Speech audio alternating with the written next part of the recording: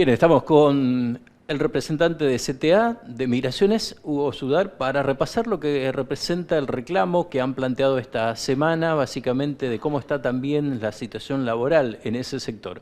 Gracias, Sudar, por acompañarnos, muy amable. Muchas gracias, Tony. Bueno, por un lado, salieron a hacer reclamo esta semana. Puntualmente, ¿qué estaban planteando? Bueno, el día 27, ATE a nivel nacional había convocado un paro con movilización, y nosotros, los que estamos nucleados en ATE y en la CTA autónoma, nos adherimos al paro. Concretamente lo que se pide es un adelanto de la revisión paritaria y, bueno, retocar la paritaria que se estableció en mayo de este año, que ya quedó, vamos a decirlo, obsoleta, porque claramente la inflación la ha superado ampliamente. Sí. Entonces, una de las proclamas es esa, la revisión paritaria y adelantar las cuotas acordadas para el 2023 que pasen al 2022. Y también, bueno, la estabilidad laboral. Hay muchísima precarización laboral en el Estado Nacional, y también exigimos un pase a planta permanente, ¿no?, de los trabajadores. Claro.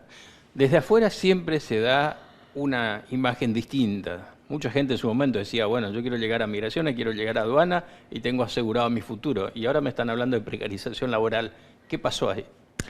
Bueno, primero siempre hubo como una imagen distorsionada, ¿no?, de cuáles son los ingresos de un trabajador de Migraciones.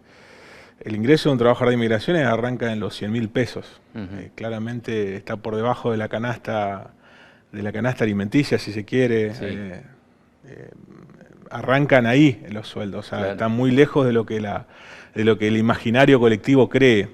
Y después, obviamente, los avatares de la inflación no escapan a nosotros. Somos parte de la clase trabajadora, de la clase que percibe ingresos, y vemos como mes a mes nuestros ingresos se erosionan, nuestro poder de compra cae, y claramente eso hace que uno empiece a reclamar, ¿no?, que se corrija esta situación. Pero claramente el ingreso que nosotros percibimos está lejos de lo que la gente piensa o cree, ¿no? ¿Y el término precarización por qué? Precarización porque hay un montón de trabajadores en el Estado Nacional que todavía no son planta permanente, que llevan varios años trabajando en la administración pública y que todavía no han logrado la estabilidad laboral establecida por la Constitución, ¿no?, que le corresponde a todo empleado público. Entonces, a eso nosotros le llamamos precarización en gran parte, y después, bueno, algunas condiciones laborales también que no son óptimas, que eso ya forma parte del trabajo del día a día, que tiene que ver con las condiciones y el medio ambiente de trabajo. Pero básicamente, cuando hablamos de precarización laboral, estamos hablando de la necesidad de que los trabajadores pasen a planta permanente, ¿no?, que logren esa tan ansiada estabilidad y que no estén a merced de los cambios políticos que se generan, ¿no?, porque cada vez que cambia el gobierno, uno está con temor de perder su trabajo porque no tiene la estabilidad correspondiente, ¿no? Claro. Para repasar un poquito, Hugo, ustedes, la función específica, tomando en cuenta lo del puente, que lo vemos trabajando las 24 horas ahora, ¿cuál es el tiempo que ustedes cumplen como función, digamos, cuánto tiempo de horario es lo legal que se le exige, y si se exceden a eso o hay una mayor demanda ante tanta cantidad de gente que vemos? ¿Cuál es la situación? Nosotros tenemos,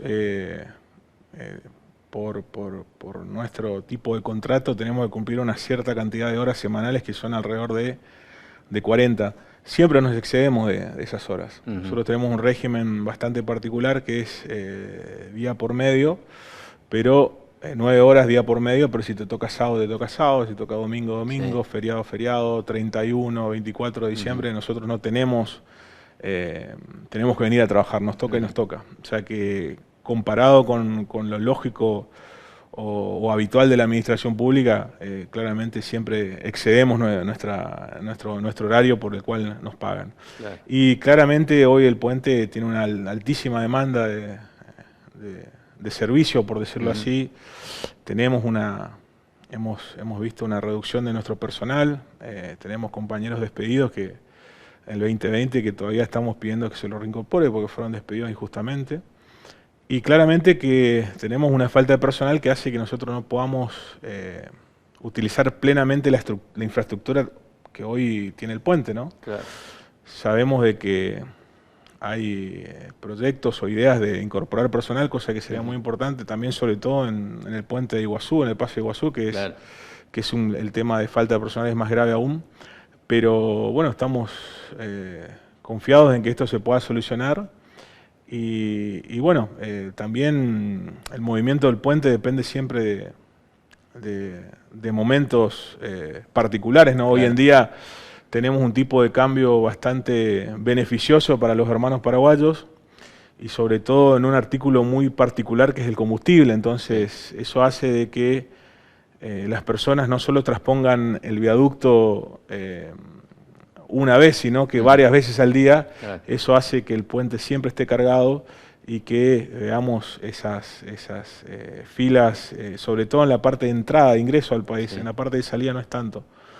También esta situación hace de que nosotros estemos sobrecargados de trabajo, ¿no? Con todo lo que la responsabilidad de ello implica. ¿Cuál es el número que tienen actualmente trabajando acá en el puente de Posadas Encarnación, en el puente Iguazú Foz de Iguazú? Es un número muy alejado de lo ideal y teniendo en cuenta de que también hay un proyecto de abrir más casillas, se está hablando de 11 el proyecto, que estaría por licitarse. ¿Y cuánto se necesitaría en todo caso, no? Estuvimos hablando hace poco con el responsable del área de frontera de migraciones, Sí. y él nos había dicho que ellos son los que organizan un poco las guardias y el tema del personal. Me dijo, nosotros solicitamos 130. Es decir, que uno necesita 130 gente más como para tener una dotación óptima para atender los puestos que actualmente están. Sabemos, no con mucha profundidad, de que hay una idea de ampliar el paso, Sí. cosa que también es un hecho importante porque claramente la solución, si se quiere, al tema de las largas filas tiene que ver un poco con la infraestructura. Es decir, Claro. vos tenés en cuenta de que el puente se inauguró en los 90 con un acto muy importante, estuvo Menem, estuvo el presidente Rodríguez de Paraguay, y fue pensado para un tránsito diario de 5.000 personas. Y vos ubicate en los 90, Claro. en el año 90, lo que era Encarnación en el 90 y lo que era Posadas en el 90. Sí.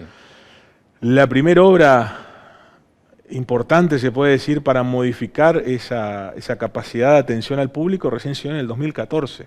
Claro. Y después las sucesivas obras que hoy uno las puede ver, ¿no? Pero es como que el Estado siempre está corriendo detrás del problema y nunca se puede sentar y decir, bueno, hagamos una obra que no solo solucione los problemas actuales, sino Claro. que además solucione los problemas de acá a 20 años, para que nunca estemos detrás del problema. Partiendo de esa hipótesis, tenemos que tener en cuenta de que necesitamos otro puente también. Es decir, el puente solo no alcanza. Nosotros, pensando un poco cuál sería el ideal, nosotros tendríamos que tener un puente con 3 carriles de ida y 3 carriles de vuelta, porque no solo el tránsito particular, sino que hay que pensar que tenemos tránsito de cargas, tenemos ómnibus con pasajeros, y también hay que tener un carril específico para emergencias, ¿no? Entonces, partiendo de la base de la infraestructura necesaria, tenés que tener prácticamente otro puente. Entonces, ya que es muy complicado eso, bueno, es bueno que se avance en estas obras que se están pensando hacer, de bueno, ampliar la infraestructura, y sobre todo hay que dotarla del personal de todos los estamentos que trabajan ahí, como el caso de Migraciones, Aduanas, SENASA y Gendarmería, porque bueno, es como ampliar un hospital pero no dotarlo de médicos. O sea, ahí tiene que ir de la mano la ampliación de la infraestructura con la dotación de personal. Y un poco este cuello de botella que se arma y se complica el tránsito de uno y otro lado, ¿es fundamentalmente por la falta de más casillas o tiene otro origen también? Es una combinación de cosas. Claramente, como te digo, la infraestructura es la gran explicación del problema. Nosotros necesitamos una infraestructura más amplia, necesitamos más personal, y también tiene que ver con el momento que vivimos. Claramente esta ventaja en la parte del combustible hace de que las personas circulen muchas veces por día. Esto quiere decir que si vos ampliás la capacidad y se puede atravesar más rápido el puente, nada quita de que esas personas que hoy pasan 10 veces, el día de mañana pasen 20. Claro. Entonces, está explicado un poco por la infraestructura y está explicado también por el momento económico que se vive. El día de mañana, cuando exista más paridad de tipo de cambio entre los dos países, seguramente que el tránsito seguramente va a menguar, como decimos, y van a decir, epa, semejante infraestructura para tan poco tránsito. Claro. Entonces, todas esas cosas hay que tenerlas en cuenta, ¿no? Para hacer un correcto diagnóstico. Sí. No obstante, conociendo cómo es nuestra idiosincrasia y conociendo cómo es esto que por un momento quizás fluya más viniendo de allá, en otros tiempos, de acuerdo a la situación, vamos más hacia Paraguay, es una situación que tiene permanentemente como centro de gran movimiento tanto el puente de Posada de Encarnación como el de Iguazú, ¿no? Claro, independientemente por eso del momento económico que explica un poco este alto tránsito, Sí. también nosotros tenemos que tener una infraestructura acorde a la situación, Claro. acorde a las dos grandes ciudades que hoy se enfrentan atravesadas por el río, y lo mismo Iguazú. Entonces, esperemos que el Estado Nacional, que eso es una cosa que ya excede a Migraciones Claro. como institución, eso ya depende de otras áreas, realmente pueda realizar obras que ya fueron pedidas inclusive por el gobernador de la provincia también, porque claramente en Posada vimos una realidad, pero en otros lugares en donde las divisas que pueden ingresar por parte de los extranjeros que nos visitan son más importantes que acá, como el caso de Iguazú, de Irigoyen, Sí. ¿no? ¿Qué dato tienen de los otros pasos fronterizos, además de lo ya mencionado, Posada, Iguazú, Irigoyen? Hay varios pasos fronterizos, no sé si tienen también inconvenientes, falta de personal en esos lugares. ¿Qué análisis hacen en el sindicato? Hay varios lugares, el caso emblemático en Posada, el emblemático en Misiones es Iguazú. Claro. Ahí hace falta mucho personal. Mucho cuando hablamos. Y estamos hablando de, sí, también arriba de 200 agentes, ¿no? ¿Más? Sí. De ¿Y los cuántos que hay. están? A ver, todo teniendo en cuenta, Sí. Tony, no solo de la posibilidad de utilizar la infraestructura en forma plena, Sí. sino que también considerando la necesidad de de otorgar vacaciones al personal, Claro. de otorgar el descanso correspondiente. Hay que tener en cuenta que nosotros tenemos una gran responsabilidad. Eso es lo que yo siempre trato de explicar cuando tengo posibilidades de ir a los medios, de que nosotros tenemos una gran responsabilidad. Primero, los principales interesados en que el tránsito sea fluido y haya la menor cantidad de cola posible somos nosotros. ¿Por qué? Porque somos el primero y tal vez el único funcionario en la cual el ciudadano se dirige. Claro. Y en donde manifiesta su malestar. Entonces, Sí. como nosotros somos los que recibimos ese malestar, somos los principales interesados en que la gente no tenga ese malestar y tratamos de hacer nuestro trabajo de la forma más rápida posible. Pero Claro. también hay que entender que nuestra función principal es el control de la frontera. Somos básicamente un auxiliar muy importante de la seguridad del país. Claro. Y bajo nuestra tarea hay una gran responsabilidad. Para darte un ejemplo muy básico, si yo por un error dejo entrar al país o egresar del país a una persona que no tiene que ingresar o egresar por algún problema de documentación, requerimiento de la justicia u otro inconveniente, yo no solo puedo perder mi trabajo, que seguro eso va a ocurrir, sino que puedo tener una causa judicial por cohecho, porque estamos hablando de la seguridad de un país, Claro. de ser el límite entre la jurisdicción exterior y la jurisdicción del país. Claro, Entonces, para repasar rápidamente, Hugo, Sí. un poco es bueno repasar justamente la tarea que desarrollan porque son los encargados de controlar la documentación en cuanto a la autenticidad, a quien pertenece correctamente, si el chico que está pasando pertenece a los padres, si hay una persona buscada también tienen que detectar, ¿no? Ahí en ese Exactamente. paso.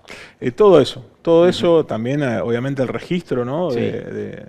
Del tránsito. Y también hay que entender una cosa que yo siempre explico, ¿no? Cuando viene alguien ofuscado, y porque generalmente se cargan las tintas sobre el trabajador de migraciones, Claro. ¿no?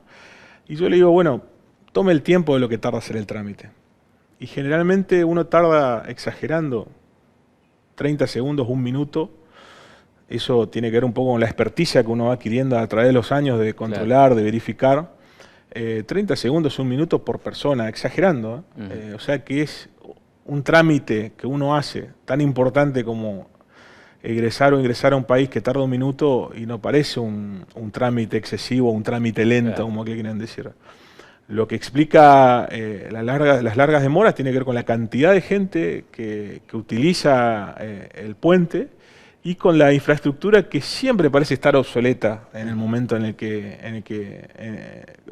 uno se sitúe. Claro. Entonces, en tanto y en cuanto nosotros no podamos equiparar la infraestructura acorde a los tiempos que se viven, siempre vamos a tener ese problema, esos cuellos de botella, y también, bueno, la necesidad de dotarlas de personal. Pero todas esas tareas que vos enumeraste es así, y tienen que ser correctas, es decir, no podemos tener errores porque un error puede indicar una falla grave de seguridad, ¿no? Lo último para redondear y agradecerte por tu tiempo, Hugo. Para repasar, decíamos, cantidad entonces que necesitaríamos aquí en el paso de Posadas Encarnación para reforzar cantidad de empleados y cantidad de empleados en Iguazú Posadas. ¿Cuánto estamos acá y cuánto estamos allá y cuál es el número aproximado que calculan que sería lo ideal, digamos, para que esto fluya? Y como te decía, hoy estamos hablando de más de 130 inspectores en Posadas. Sí. Y estamos hablando de casi 200 inspectores en Iguazú. Sumarlo, digamos. Exactamente, para dotar a los pasos que se pueda utilizar plenamente la capacidad ya instalada y para otorgar el descanso, las vacaciones, las licencias correspondientes a los trabajadores que obviamente por ley se merecen, les corresponde, ¿no? Claro.